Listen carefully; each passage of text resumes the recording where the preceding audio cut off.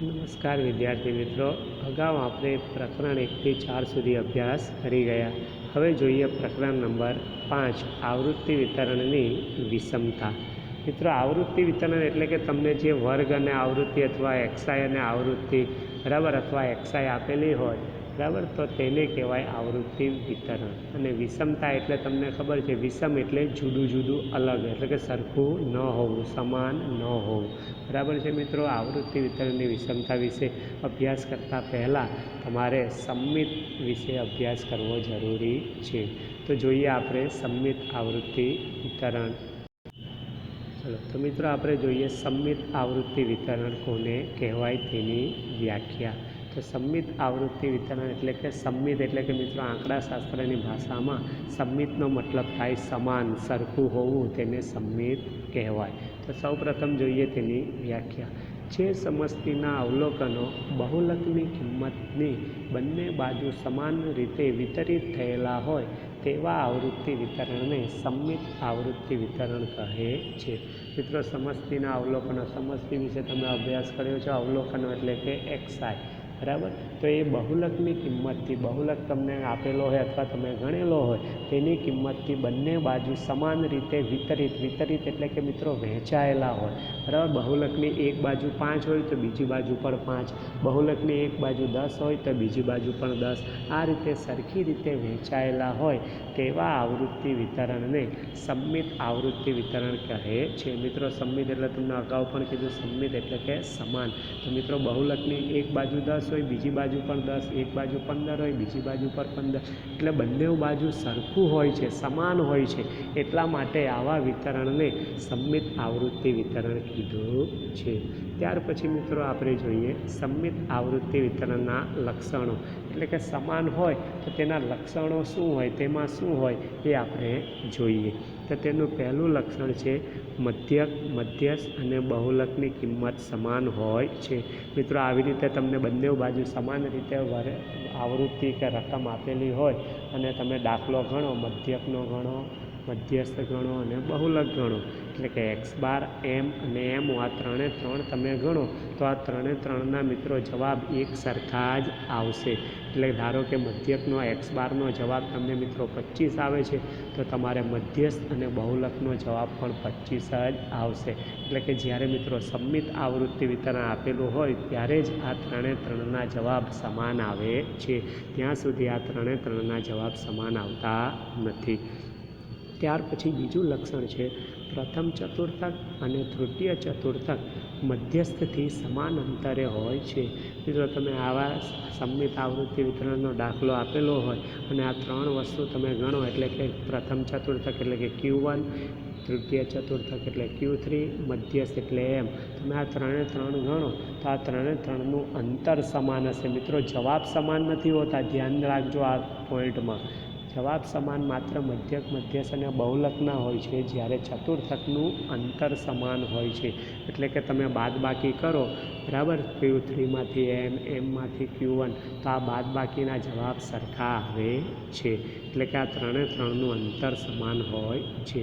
ત્યાર પછીનો ત્રીજો પોઈન્ટ છે મિત્રો આવૃત્તિ વિતરણનો આવૃત્તિ વક્ર. મિત્રો, આવૃત્તિ વક્ર એટલે કે તમે આલેખ દોરવામાં આપવામાં આવે, એ આલેખ પર સૌ પ્રથમ આવૃત્તિ પ્રમાણે તમારે બિંદુઓ એટલે કે જોડવામાં આવે અને આ બિંદુઓને હાથ વડે જોડવામાં આવે તો તેને આવૃત્તિ વક્ર કહે છે. તો આ બિંદુઓને તમે આ તબક્કા જોઈને કરો તમે બિંદુઓને હાથ વડે, તો એનો આલેખ તમે જોશો તો સંપૂર્ણ ઘનતાકાર સ્વરૂપનો હોય છે. બરાબર મિત્રો, જરાક પણ તેમાં આડું અવળું કે લાંબું ટૂંકું હોતું નથી. સંપૂર્ણ મિત્રો આ વક્ર તમે હાથથી દોરો તો સંપૂર્ણ ઘનતાકાર સ્વરૂપનો તમને આલેખ દેખાય છે. ત્યાર પછીનો ચોથો પોઈન્ટ છે મિત્રો બહુલકની બંને બાજુ સરખે અંતરે આવેલ અવલોકનોની આવૃત્તિ સમાન રીતે વિતરિત થયેલ હોય છે. મિત્રો, આ પોઈન્ટ આપણે વ્યાખ્યામાં પણ જોયો કે બહુલકની બંને બાજુ તમારે જે અવલોકનો કે આની આવૃત્તિ આપી હોય એ બંને બાજુ સમાન હોય. એક બાજુ 10 હોય તો બીજી બાજુ પણ 10, એક બાજુ 20 હોય તો બીજી બાજુ પણ 20 જ હોય છે. એટલે કે બંને બાજુ સમાન રીતે વિતરિત થયેલ હોય છે. મિત્રો, આ પ્રશ્ન 3 માર્ક્સમાં પૂછાય છે કે સમમિત આવૃત્તિ વિતરણની વ્યાખ્યા આપી તેના લક્ષણો સમજાવો. તો મિત્રો આપણે આ બંને જોયા. સૌપ્રથમ જોઈ સંમિત આવૃત્તિ તેની વ્યાખ્યા અને ત્યાર પછી જોયું આપણે સંમિત આવૃત્તિ વિતરણના લક્ષણો. હવે આપણે સંમિત આવૃત્તિ વિતરણની આકૃતિ જોઈશું. મિત્રો સંમિત આવૃત્તિ વિતરણની આપણે આકૃતિ જોઈએ તો તમે જોશો તો સૌપ્રથમ એક્સ અક્ષ ઉપર તમારી એક્સઆઈ અને વાય અક્ષ ઉપર તમારી એફઆઈ દોરવામાં આવે છે અને ત્યાર પછી એક્સઆઈ અને એફઆઈને આધારે તેની ઉપર બિંદુઓ સૌપ્રથમ દોરવામાં આવે છે. તમે જોશો તો અહીંયા બિંદુઓ પર તમને દેખાય છે, બરાબર છે. તો આ બિંદુઓ દોર્યા બાદ તેને હાથ વડે જોઈન્ટ કરવામાં આવે. આ બધા બિંદુઓને હાથ વડે જોઈન્ટ કરવામાં આવે તો તેને આવૃત્તિ વક્ર મિત્રો કહે છે. એટલે આ આલેખને આવૃત્તિ વક્ર કહેવાય છે. ચલો મિત્રો, હવે ત્યાર પછી આપણે એના લક્ષણો જોયા તો એ લક્ષણોના આકૃતિ દ્વારા પણ આપણે સમજી લઈએ. તો તેનું પહેલું લક્ષણ હતું કે મધ્યક, મધ્યસ્થ અને બહુલકની કિંમત સમાન હોય. મિત્રો વચ્ચેની જે ઊભી રેખા છે એને લંબ રેખા કહેવાય, બરાબર. તો એ લંબ રેખા વચ્ચેની જે છે તો એ લંબ રેખામાં નીચે તમે જોશો તો ત્યાં લખ્યું છે એક્સ બાર બરાબર એમ બરાબર એમઓ, એટલે કે મધ્યસ્થ, મધ્યક અને બહુલક આ ત્રણની કિંમત સમાન હોય છે, બરાબર છે મિત્રો. ત્યાર પછીનું બીજું લક્ષણ હતું પ્રથમ ચતુર્થક અને તૃતીય ચતુર્થક મધ્યસ્થથી સમાન અંતરે હોય છે. મિત્રો એ વચ્ચેની લંબ રેખાની ડાબી બાજુ અને જમણી બાજુ પણ તમને એક એક રેખા આપી છે. તો ડાબી બાજુની જે રેખા છે ત્યાં તમે જોશો તો Q1 હશે અને જમણી બાજુની રેખા જોશો તો ત્યાં Q3 હશે મિત્રો. તો અહીંયા તમે જોશો તો બંને વચ્ચેની રેખાથી બંને રેખા એટલે કે ડાબી બાજુ Q1ની રેખા અને જમણી બાજુ Q3ની રેખા આ બંનેનું અંતર પણ મિત્રો જોશો તો સમાન જ દેખાય છે, બરાબર છે મિત્રો. તો આ તમારું બીજું લક્ષણ પણ થઈ ગયું. અને ત્યાર પછીનું ત્રીજું લક્ષણ હતું કે આ આવૃત્તિ વિતરણનો આવૃત્તિ વક્ર સંપૂર્ણ ઘનતાકાર હોય છે.